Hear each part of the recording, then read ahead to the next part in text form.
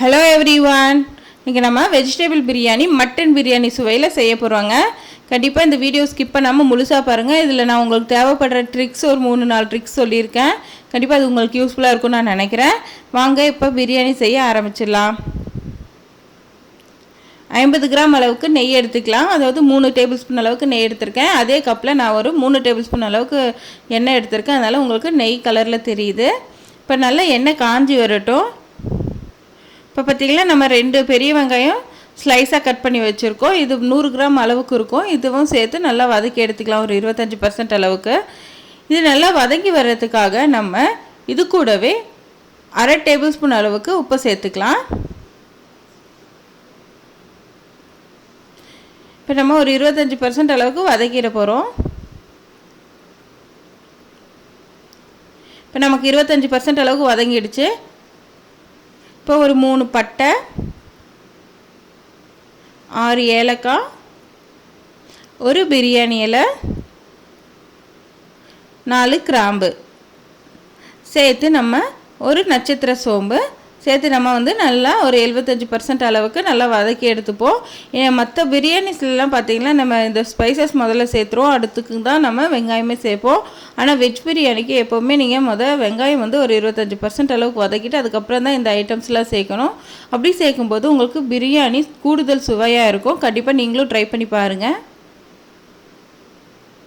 இப்போ நமக்கு 75% அளவுக்கு வதங்கி வந்துச்சு. இப்போ நம்ம 2 டேபிள் ஸ்பூன் அளவுக்கு இஞ்சி பூண்டு விழுது சேர்த்துக்கலாம். நான் 100 கிராம் இஞ்சி 100 கிராம் பூண்டு வச்சு அரைச்சி வச்சுருக்கேன். அதிலேருந்து 2 டேபிள் ஸ்பூன் அளவுக்கு சேர்க்குறேன். பிரியாணியோ இல்லை புலாவோ, veg biryani, mutton biryani, chicken biryani எது செய்யும் போதுமே நீங்கள் 2 டேபிள் ஸ்பூன் அளவு, அதாவது இஞ்சியும் பூண்டும் சரிசமமாக 100 கிராம் இஞ்சினா 100 கிராம் பூண்டு அந்த மாதிரி, இல்லை 1 டேபிள் ஸ்பூன் இஞ்சி 1 டேபிள் ஸ்பூன் பூண்டு சேர்த்துக்கோங்க. அப்போ தான் சுவை நல்லாயிருக்கும். இப்போ இஞ்சி பூண்டு பச்சை வாசம் போயிடுச்சு. இப்போ நம்ம இது கூடவே 2 பச்சை மிளகாய் சேர்த்து வதக்கி எடுத்துக்கலாம்.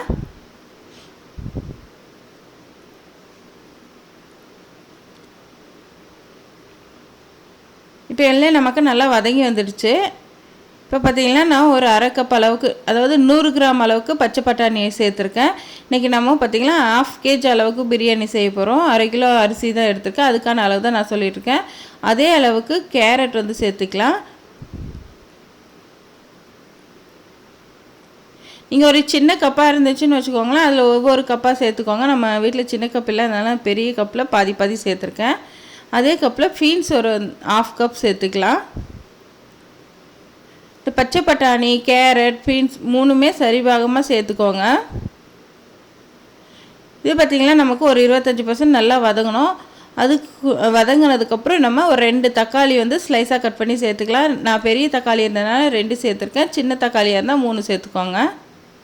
இப்போ இந்த தக்காளி காய்கறிகள்லாம் கொஞ்சம் நமக்கு நல்லா வதங்கி வந்துடுச்சு. இந்த டைமில் நம்ம ஒரு 1/4 கப் அளவுக்கு, இல்லை ஒரு பெரிய உருளைக்கிழங்கு சேர்த்துக்கோங்க. உருளைக்கிழங்கு அதுக்கு ஏன் கடைசியாக சேர்க்குறோன்னா அது சீக்கிரம் வெந்துடும், நல்லா வதங்கிடும். நம்ம மற்ற காய்கறிகள்லாம் அந்தளவுக்கு வதங்காது, அதனால் நம்ம உருளைக்கிழங்கு கடைசியாக சேர்த்துக்குவோம். இது கூடவே புளிக்காத தயிர் ஒரு 75 கிராம் அளவுக்கு நீங்கள் சேர்த்துக்கோங்க.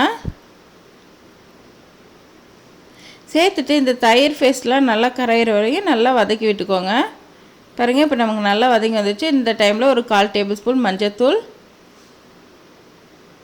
1 டேபிள் ஸ்பூன் அளவுக்கு மிளகாய்த்தூள், காஷ்மீரி சில்லி பவுடராக இருந்தால் 1.5 இல்லை 2 டேபிள் ஸ்பூன் சேர்த்துக்கோங்க. கொத்தமல்லி தூள் ஒரு 1/2 டேபிள் ஸ்பூன் அளவுக்கு சேர்த்துக்கலாம். இந்த மசாலாலாம் நமக்கு பச்சை வாசனை போகிற அளவுக்கு நம்ம நல்லா வதக்கி எடுத்துக்கலாம். பார்த்திங்களா, நம்ம நல்லா வதக்கி எடுத்துட்டோம். இப்போ ஒரு கைப்பிடி அளவுக்கு புதினா இலையை சேர்த்துக்கலாம். ஒரு கைப்பிடி அளவுக்கு கொத்தமல்லி தலையை சேர்த்துக்கலாம். புதினாவும் கொத்தமல்லியும் நல்லா வதங்கி சுருங்கி வர்ற வரையும் நம்ம வதக்கி எடுத்துக்க போகிறோம்.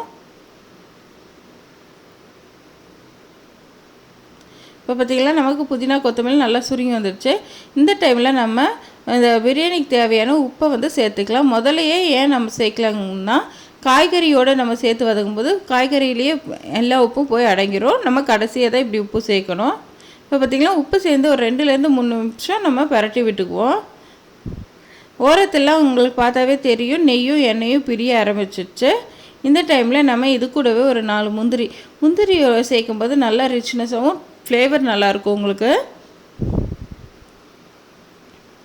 வெஜ் பிரியாணிக்கு முந்திரி சேர்த்து செஞ்சு பாருங்கள், டேஸ்ட்டு சூப்பராக இருக்கும். பார்த்திங்கன்னா 1/2 கிலோ அளவுக்கு நான் பொன்னி பச்சை அரிசி பிரியாணி அரிசி வந்து ஒரு 1/2 மணி நேரம் ஊற வச்சு எடுத்து வச்சுருக்கேன். இப்போ நம்ம இந்த அரிசி கழுவுன தண்ணி இருக்கு இல்லைங்களா, அரிசி ஊற வச்ச தண்ணி, அதுவுமே வேஸ்ட் பண்ணாமல் நம்ம இந்த பிரியாணி கூட சேர்த்துக்கலாம். இன்னுமே கூடுதல் சுவையாக இருக்கும் பிரியாணி. இந்த டம்ளரில் நான் 2 டம்ளர் அளவுக்கு அரிசி சேர்த்தேன். இப்போ 4 டம்ளர் அளவுக்கு தண்ணி சேர்த்துக்கலாம். 4 டம்ளர் தண்ணி சேர்த்துட்டோம் பாருங்கள். இப்போ நமக்கு நல்லா தண்ணி கொதிக்க ஆரம்பிச்சிடுச்சு. இப்போ நம்ம எடுத்து வச்சுருக்க அரிசியை இது கூட சேர்த்துக்கலாம்.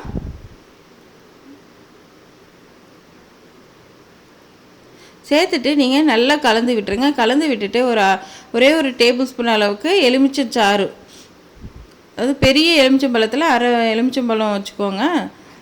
அது கூடவே 1 டேபிள் ஸ்பூன் அளவுக்கு நெய் சேர்த்துக்கோங்க.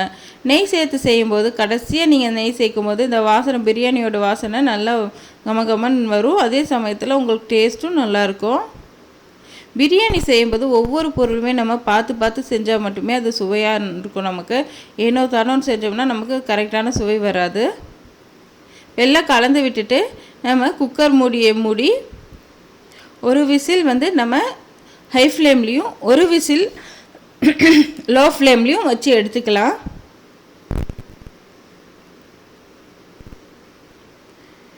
இப்போ பார்த்திங்கன்னா நமக்கு 2 விசில் வந்துடுச்சு. இப்போ நம்ம குக்கர் மூடியை ஓப்பன் பண்ணி பார்த்துருவோம். வாவ், சூப்பரான பிரியாணி, வெஜ் பிரியாணி ரெடி ஆகிடுச்சிங்க. நல்லா உதிரி உதிரியாக சூப்பராக வந்திருக்கு. வெஜிடபிள்ஸுமே நல்லா வெந்திருக்குது. வாசனை குக்கர் மூடியை திறக்கும் போதே பசியை தூண்டக்கூடிய வாசனை வருது பாருங்கள். உங்களுக்கு நல்லாவே உதிரி உதிரியாக வந்திருக்குது. கண்டிப்பாக நான் சொன்ன அளவுலேயே நீங்களும் செஞ்சு பாருங்கள். ஒவ்வொரு பொருளும் நான் சொன்ன அளவுலேயே சேர்த்துக்கோங்க. டேஸ்ட் வந்து வேறு லெவலில் இருக்கும். இப்போ வெஜ் பிரியாணி மட்டும் இல்லாமல் வெஜ் வந்து ஒரு காம்போவாகவே நம்ம செட் பண்ணி காமிச்சிருக்கோம். அதாவது வெஜிடேரியனுக்கான ஃபெஸ்டிவல் காம்போ. நான் வெஜிடேரியன் பார்த்திங்கன்னா சிக்கன், மட்டன் அந்த மாதிரி எடுத்துப்பாங்க. நம்ம வெஜிடேரியனுக்கான combo veg biryani, white rice, raita, சக்கரவள்ளி கிழங்கு பாயசம். நீங்கள் எந்த பாயசம் வேணாலும் எடுத்துக்கலாம். நான் ஏற்கனவே நம்ம வீடியோவில் போட்டிருக்கேன். சேமியா கேசரி, இதுவுமே நம்ம சேனலில் போட்டிருக்கோம். ரசம், வெஜ் ஃபிஷ் ஃப்ரை, அதாவது வாழைக்காய் மீன் வறுவல், இதுவுமே நம்ம சேனலில் வீடியோ போஸ்ட் பண்ணியிருக்கேன். நீங்கள் போய் செக் பண்ணி பார்த்துக்கோங்க. இது தாங்க வெஜிடபிள் பிரியாணியோட ஃபெஸ்டிவல் காம்போ.